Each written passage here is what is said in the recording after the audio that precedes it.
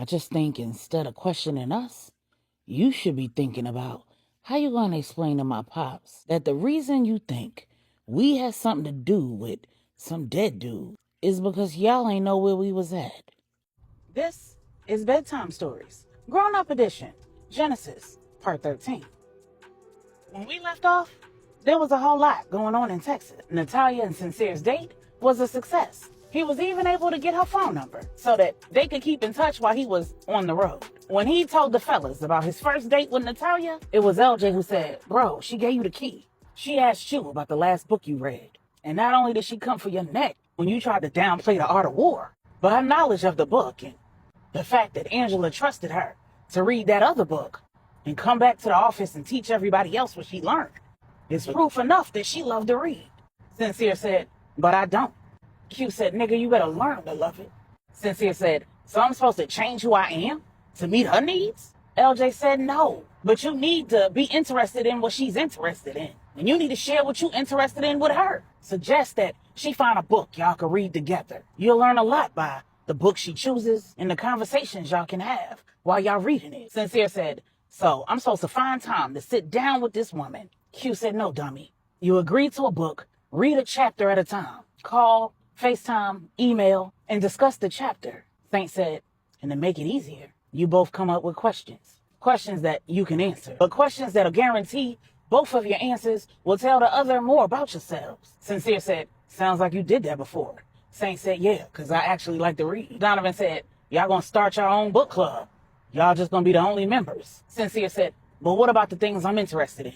They not really things we could do long distance." Saint said, "Nigga, you could play video games with somebody from anywhere in the world.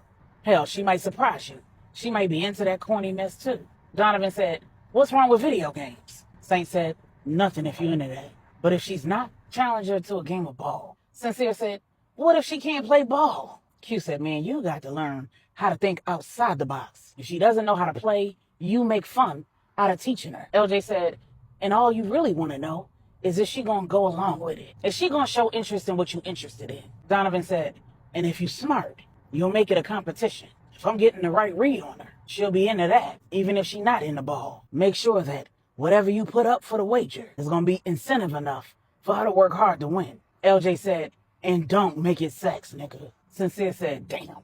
And all the men fell out in laughter. Later that night, Sincere was still thinking about that date. He was surprised to realize that he was actually excited to read a book with Natalia. He was also intrigued by the covert operative that the Lopez organization sent for that ruse. She had tongued him down. And not only did he not even know her name, but she'd left him with his perfectly tailored pants real tight. While Sincere was reminiscing about the date and the kiss, Michael was having his very first kiss. He and Tamara had snuck out of the dance, slid into a staircase that he knew was being covered by security from above. The dance had been going well, and there wasn't any sign of trouble. He figured that he and Tamara could slip out, get a little closer, and slip back in without anybody even realizing they were gone. And if they got caught, he figured it wouldn't be a big deal. They only had a few minutes. What was the worst that could happen?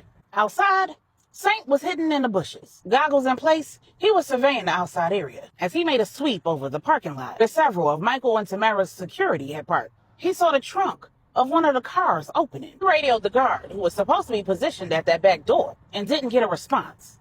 He went to the group channel and said, "Somebody needs to check on that man at the back." Then he quickly slid out of his position, rolled to his left, and came up, shooting. He let off 2 shots from his silenced 9mm and took out the lone goon, who he'd seen patrolling the area about 500 feet from his position. He'd also noticed when that man left his line of sight, he knew he'd been made. He also knew that it would not be in whomever was behind this best interest to send multiple men his way. Cool as a cucumber, he continued doing his job. He knew what the man was carrying, and there was no way that man was gonna let shots off from an AK-47 from a distance, at least not before they'd made a move on Michael.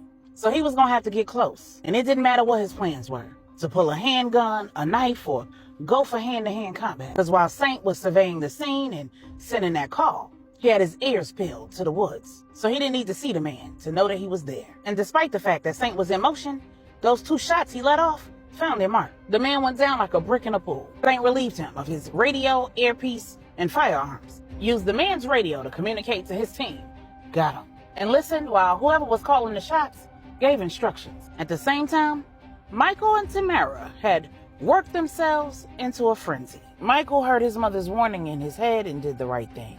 Just as he backed away from Tamara, the goon who'd infiltrated the catering company and was disguising himself as a server radioed to his team that their marks had left the dance. Before Saint could relay that information on his radio, he heard the General Ezra radio the exact same thing. Michael had pulled away from Tamara in perfect timing. The stairwell where he and Tamara were exploring one another led up to the roof, out the back door, and down to the basement. So when Saint had radioed that someone needed to go and check that back door, one of the St. James soldiers stationed on the roof had made a beeline for that back door. Hearing him coming, the teenagers slipped down a few of the stairs leading down to the basement, just far enough that they'd be out of sight.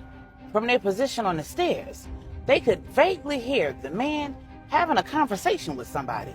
And just as Michael said, "Come on, let's go," intending to go up the few steps and back through the door that would lead them down the hallway and back to the room where the dance was being held, hands reached up from the dark stairwell and grabbed Tamara. Meanwhile, in Brooklyn, the 5 women in the finisher crew were finally meeting with Star. She'd met with her Haitian contact, Louis, and gotten everything she needed. They ran down the plan for the evening, and when they were done, Star decided to check in with her sister, Simone.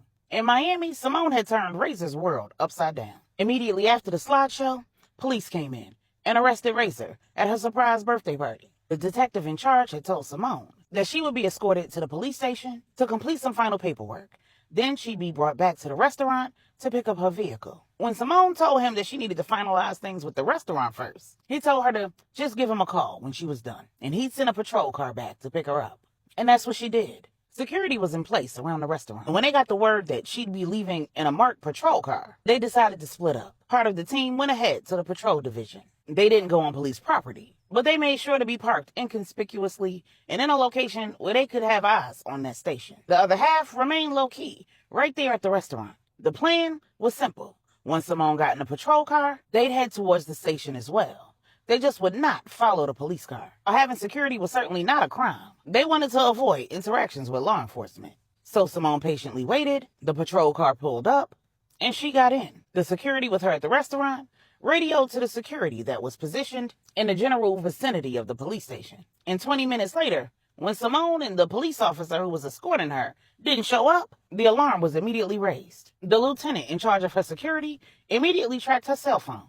And when the security got to the location where her cell phone was pinging, they found the patrol car abandoned, empty, except for Simone's purse and her cell phone. So when Star called her sister and got no answer, she was concerned. She knew that the birthday party had to be over, and her assumption was that Simone was probably having a hard time. She didn't know what her brothers were up to, but she decided to call Sincere, since he was supposed to be in charge, or at least almost. And that phone call just left her pissed. Sincere said, "Come on now. You know Simone. She probably with another broad or powder in her damn nose. She got plenty of security. Her not answering the phone ain't a big deal." Star said, "While you might be 100% correct, you're still not concerned enough for my liking."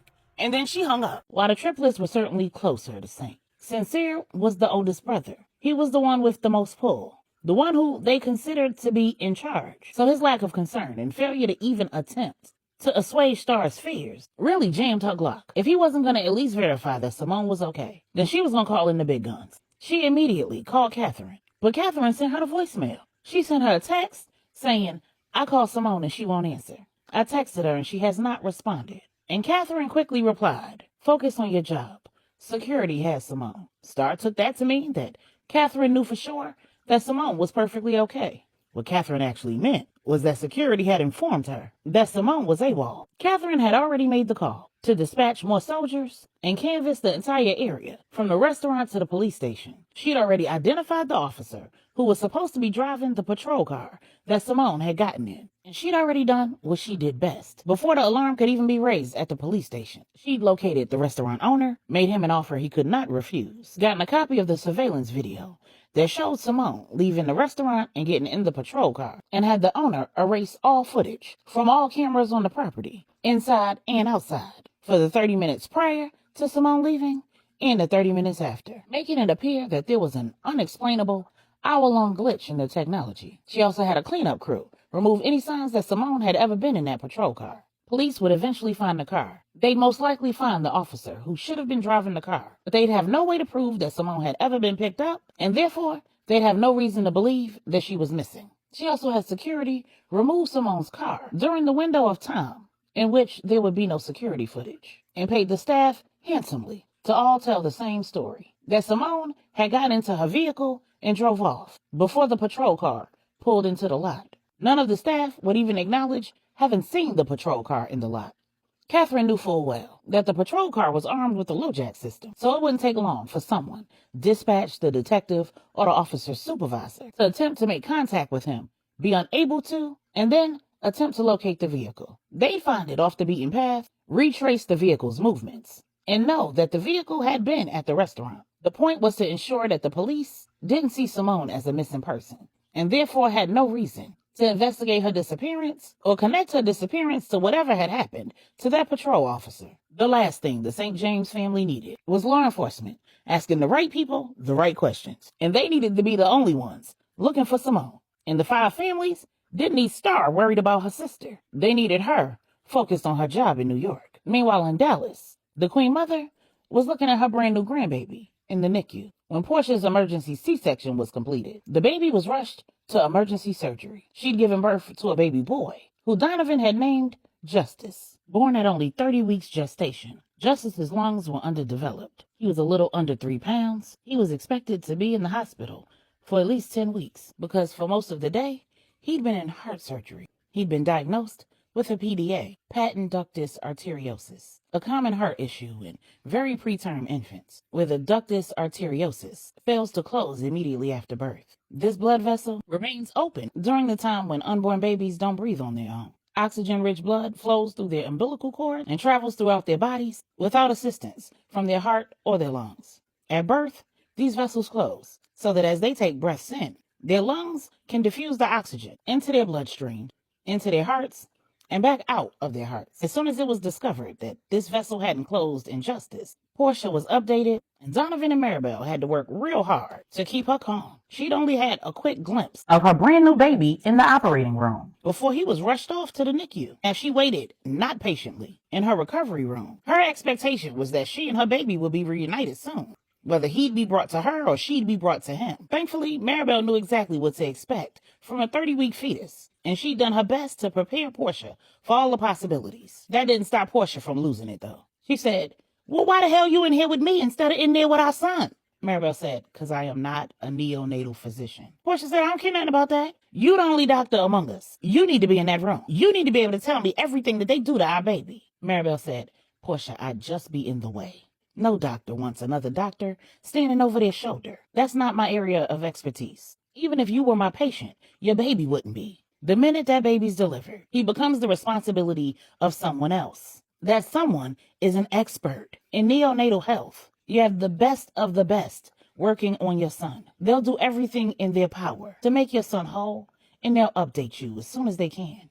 Portia said, "My son? You mean our son? This is our baby." Maribel said, "Our son." Meanwhile, the Queen Mother was overwhelmed. While she couldn't actually hold her grandson, she was amazed by the fact that he was staring her right in the eyes. For 5 minutes, he didn't break eye contact. When she put her gloved finger inside his incubator, he held on to it for dear life. Like baby Chance, he looked like a St. James. He was almost the spitting image of his grandfather, Quincy Anders St. James III. All she could do was pray that he had his grandfather's spirit, temperament, and mental health.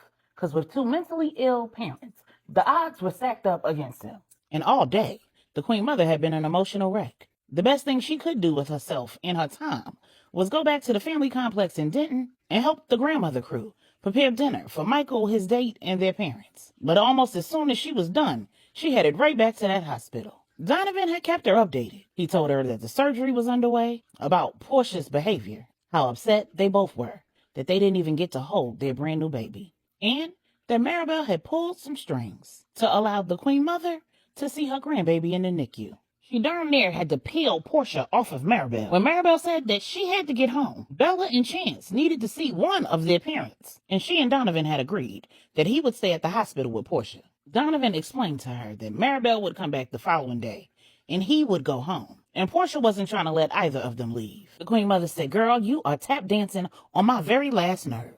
You and Maribel both have been through hell today. As I understand, she put her life on the line to save yours. I think the least you can do is let her go home, take a shower, hug her children, and prepare herself for all the questions that they're going to have. You do realize that they have no idea that they are now both a big sister and a big brother." Portia said, "Y'all ain't tell him I was pregnant?" Donovan said, "I wasn't quite sure how to tell my 7-year-old children that I had a baby on the way. I figured I had more time." The Queen Mother said, "And I don't think that this is the time to tell them either. I think you should wait until Justice is out of the woods." Portia said, "Wait, you think he's not going to make it?" Queen Mother said, "That's not what I'm saying.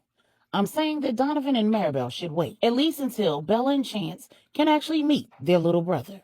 Maribel said, "I agree." And Donovan was quiet. When he walked his mother to the NICU, he said, "Things are going to be touch and go with Justice for a while. And I'd hate to wait to tell the children and something go wrong. And then I have to explain to them why I'm grieving. If I learned nothing else from my childhood, I learned that when you keep secrets from kids, eventually those secrets come out. And by the time they do, the damage is already done, my dear. If I don't tell them now, and they see me grieving later, and I don't tell them then, they'll tell themselves their own stories about whatever impact this all has on me, and whatever impact it has on them. I can't do that. I'm telling them tomorrow." Donovan left the Queen Mother in the NICU and returned to Portia's room. Inside, Maribel was ready to head home. While security was waiting, Donovan decided he'd be the one to walk her to her vehicle. He was pretty sure that there was something the general had left out when he'd recounted Maribel and Portia's rescue. As they walked, he said, "So what am I missing?" And Maribel told him about Portia turning her gun on her, and Donovan was pissed. He wasn't surprised at what Portia did. He was surprised at Maribel. He said, "What was you thinking, sunshine?" Maribel said, "Don't be upset with her or me. The gun was empty. I was counting the bullets. But don't tell her that. She needs to believe that she made a choice. She also needs to believe that I chose her. It's the only way we're going to have any peace in this whole co-parenting thing." Donovan said, "Well, I'm going to ask her about it when I get upstairs. She needs to know that if she tries any funny business, if she even looks at you the wrong way, I'm nullifying the contract and executing the clause to have her permanently institutionalized. As a matter of fact, I'm going to record her confession, just in case we ever need proof." Meanwhile, at the Blues Club in Dallas, Miss Bernie had just been woken up by Liza. Liza had to shake her fiercely in order to get her to come to. She was just about to call 911. While Miss Bernie looked like she was asleep, the difficulty that Liza had waking her up had her concerned that Miss Bernie was having a medical emergency. When Miss Bernie came to, she said, "Where am I? What happened?" Liza said, "Damn, Bernie, how much did you have to drink?" Bernie said, I don't remember, but I only remember having like one drink." Liza said, "The lies you tell. You was out cold. Where is Nadira?" Miss Bernie said, I don't know. She was supposed to be here at 8:30. What time is it?" Liza said, "It's almost 10 o'clock. Miss Bernie said, "Where's my phone?" The two ladies looked around the booth and eventually found Miss Bernie's phone on the floor. When she picked it up, there was a text message from Nadira. The message that she was not coming came in at 7:45. Miss Bernie was confused. The message hadn't been read, so she certainly did not receive it. Before she fell asleep or passed out or whatever had happened, the only thing she remembered was ordering her drink when she walked away from the hostess stand and she passed her usual waitress. A few minutes later, a server she was unfamiliar with brought her drink. She'd asked the woman to tell her waitress she wanted another, and she downed that drink before the woman could barely get out of her booth. A few minutes later, that same server came back in carrying that second drink, and that was the last thing she remembered. When she told Liza that, Liza said, "We need to get the hell out of here." Liza helped Miss Bernie up, and as soon as they stepped out of the booth, Miss Bernie got a text message. She looked down at her phone and quickly locked the screen, put the phone back in her pocket, and said, "Get me the hell out of here now." Meanwhile, Tamara and Michael are flying down the road in the back seat of a blacked-out SUV, with one soldier behind the wheel and another in the passenger seat, demanding answers. Tamara and Michael sat in the back seat cool as cucumbers. Michael said, "I don't know what you're talking about, man. We ain't see nothing, and we ain't hear nothing." The soldier said, "So you don't know nothing about that dead nigga that we found in that back staircase?" Michael and Tamara just looked at one another. The soldier said, "What about you, Miss Lady? You don't know nothing either?" Tamara said, "I was with my boyfriend. All I saw was him." The soldier said, "I'm not going to keep asking y'all the same stuff over and over again. You ain't gotta tell me the truth, but you're gonna have to tell your father something, Michael, and you're gonna have to make it make sense. I know y'all left that ballroom, and if everybody else was accounted for, it had to be one of y'all who pulled that fire alarm. Michael said, I'm telling you, I heard the fire alarm go off, I grabbed my girl, and we exited the building like everybody else. The soldier said, and you don't know nothing about how that one nigga got shot and the other one got bit by a dog. In unison, Michael and Tamara said, nope. The soldier said, yeah, all right. That's all right. Y'all know y'all in trouble, right? Michael said, for what? For being kids and enjoying ourselves at a dance? For not getting kidnapped or killed? Or worse? For making sure my girl was good? And getting the hell out of there as soon as I heard that alarm? Instead of looking for my security, who should have been keeping an eye on me? The soldier said, don't play cute with me. Everything you doing, I done did. I know y'all snuck off somewhere and was doing something y'all probably shouldn't have been. Which I got a little pack. Y'all think y'all Bonnie and Clyde? Michael said, nah. I just think instead of questioning us, you should be thinking about how you gonna explain to my pops that the reason you think we had something to do with some dead dude is because y'all ain't know where we was at. And then the soldier shut the hell up. When Michael looked at Tamara, she winked.